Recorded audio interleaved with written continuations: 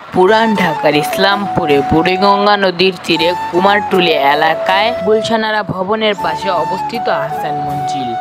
আহসান মঞ্জিলে রয়েছে নবাবদের বহু স্মৃতি ও জড়িয়ে রয়েছে ইতিহাস। আহসান মঞ্জিল বর্তমানে জাদুঘর হিসাবে ব্যবহৃত হচ্ছে। আমার এই ব্লগের মধ্যে আপনারা দেখতে পারবেন আহসান মঞ্জিলের ইতিহাস, এটার মধ্যে দেখার কি আছে, যাওয়ার উপায় আরও বিস্তারিত অনেক কিছুই। অষ্টাদশ শতাব্দীর মাঝামাঝি সময়ে জমিদার শেখ ইনায়েতুল্লাহ আহসান মঞ্জিলের বর্তমান জায়গায় রংমহল নামে একটি বিশাল ভবন তৈরি করেন। পরবর্তীতে তার পুত্র শেখ মতিউল্লাহ ব্রিটিশ ফার্সি বণিকদের কাছে এই রংমহলটি বিক্রি করে দেন। 1830 সালে খাজা আলিমুল্লাহ নবাব আব্দুল গনির পিতা এটি কিনে নেন। 1859 সালে নবাব এখানে প্রাসাদ নির্মাণ শুরু করেন। প্রাসাদটি নির্মাণ করতে 13 বছর বয়স সময় লাগে। নবাব তার প্রিয় পুত্র আহসানুল্লাহর নামে আহসান মঞ্জিলের নামকরণ করেন।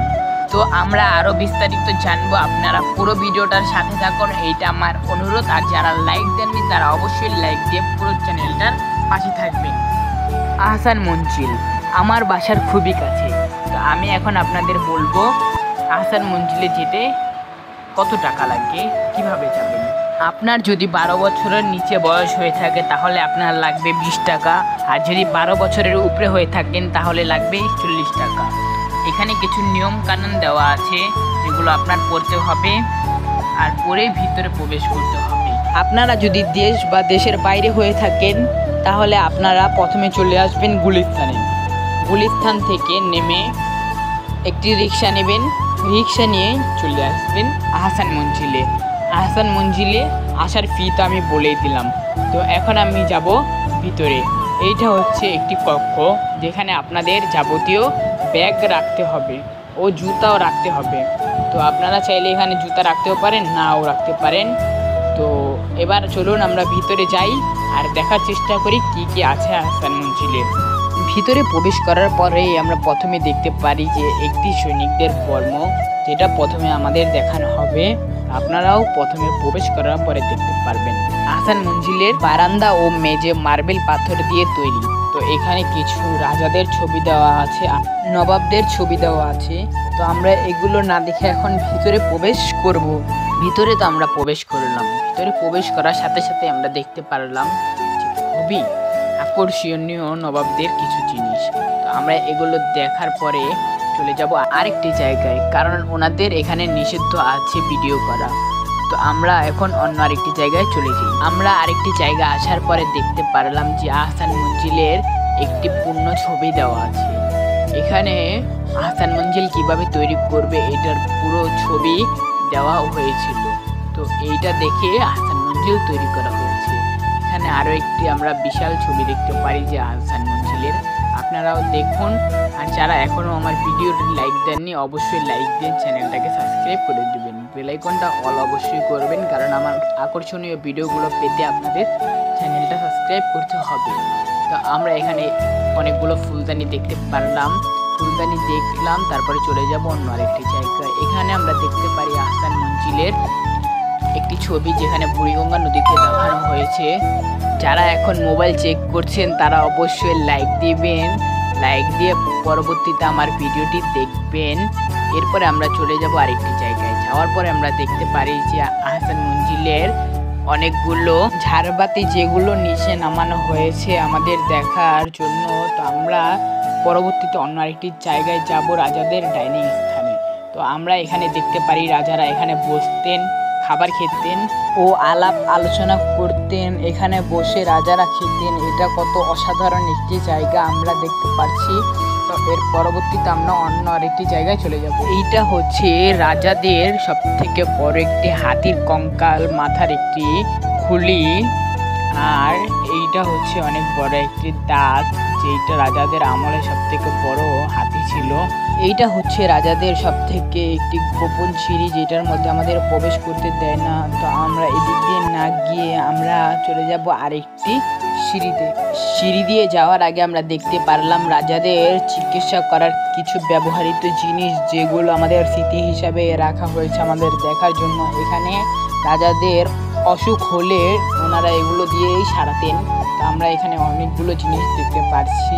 তো আমরা এগুলো হয়তো চিনি। আর এইটা হচ্ছে রাজাদের বাবুদের শোয়ার একটি জায়গা, যেটার মধ্যে রাজাদের বাবুদের শোয়াতেন। তো এরপরে আমরা চলে যাব, এইটা হচ্ছে নবাব আব্দুল গনির ছবি। তো আপনারা হয়তো দেখতে পাচ্ছেন। তো এখানে আমি ছবিটা দেখে প্রথমে চিনতে পারিনি, এরপরে আমি লেখা দেখে বুঝতে পারলাম যে এইটা নবাবের ছবি। এইটা হচ্ছে নবাবদের আমলের সব থেকে বড় বিজ্ঞানীর ছবি। তো ওনার নামও দেওয়া আছে, ভুলবশত ওনার নাম আমি দেখতে পারিনি। এরপরে আসে নবাবদের আমলের সকলের ছবি। এইখানে আছে নবাবদের আমলের সকলের ছবি। নবাবের ভাই বোন, দাদা দাদি, চাচা চাচি সকলের ছবি দেওয়া আছে এই ফটোর মধ্যে। অ্যালবামের মধ্যে আমরা দেখতে পাচ্ছি সকলের ছবি। পরবর্তীতে চলে যাব আমরা আরেকটি অন্য জায়গায়। এইটা হচ্ছে রাজাদের একটি খেলার জায়গা। এই জায়গায় রাজারা খেলা করতেন। তো এই খেলার নাম যারা জানেন অবশ্যই কমেন্টের মধ্যে বলে দিবেন। যারা বলতে পেরেছেন তাদেরকে অসংখ্য ধন্যবাদ। তো আমরা চলে যাব অন্য আরেকটি জায়গায়। এরপরে আমরা চলে যাব রাজাদের সিন্দুকের কাছে। এগুলো হচ্ছে রাজাদের আমলের সিন্দুক। এগুলো খুব ভারী হয়ে থাকে, এগুলো অনেক শক্ত লোহা দিয়ে তৈরি। আপনারা এলে বুঝতে পারবেন। এখানে আহসান মঞ্জিলে এখনও যারা আসেননি তারা অবশ্যই আসবেন। তো এরপরে আমরা দেখতে পারি অনেকগুলো সিন্দুক। তো এগুলো খুব বড় ও আকর্ষণীয় হয়ে থাকে। তো এরপরে চলে যাব আমরা অন্য আরেকটি জায়গায়। এইটা হচ্ছে একটি ম্যাপ, যেখানে পুরো রাজাদের বংশের ছবি ওর নাম দেওয়া আছে। কোথা থেকে কোথায় যাবেন, কার বউকে, কার স্বামীকে, কার ছেলে ও কন্যাকে, এখানে সব কিছু লেখা আছে। তো এগুলো আমরা না দেখে অন্য আরেকটি জায়গায় চলে যাব। হয়তো আপনারা অনেকেই বলছেন যে আমি কীরকম ভিডিও করছি, আপনাদের ভালো করে দেখাতে পারছি না। আসলে ভিডিওটা খুব লং হতে যাচ্ছে, এই কারণে আমি ভিডিওটা বড় করছি না। এটা হচ্ছে রাজাদের আমলের একটি চেয়ার, আর এইটা হচ্ছে রাজাদের তলোয়ার, যেটা দিয়ে রাজারা যুদ্ধ করতেন। তো এখানে সব কিছুই সুন্দর করে ভিডিও করা হয়েছে। আপনারা সব কিছু দেখুন, উপভোগ করুন ও ভিডিওর মধ্যে লাইক করুন। তো আমরা তো সবই প্রায় মোটামুটি অনেক কিছুই দেখে ফেললাম। তো আপনারা এখন বলুন তো আপনারা কি দেখেছেন, কমেন্টে জানিয়ে দিন। এরপরে আমরা দেখতে পাই রাজাদের একটি খাট, যেখানে ওনারা ঘুমাতেন। এই খাটের মধ্যে রাজা ও নবাবেরা ঘুমাতেন।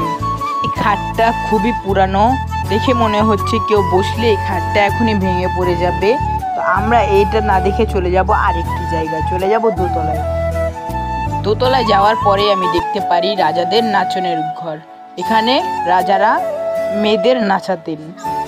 এই জায়গাটা খুবই বড়, মেয়েদের নাচার জন্য খুবই সুবিধা হতো।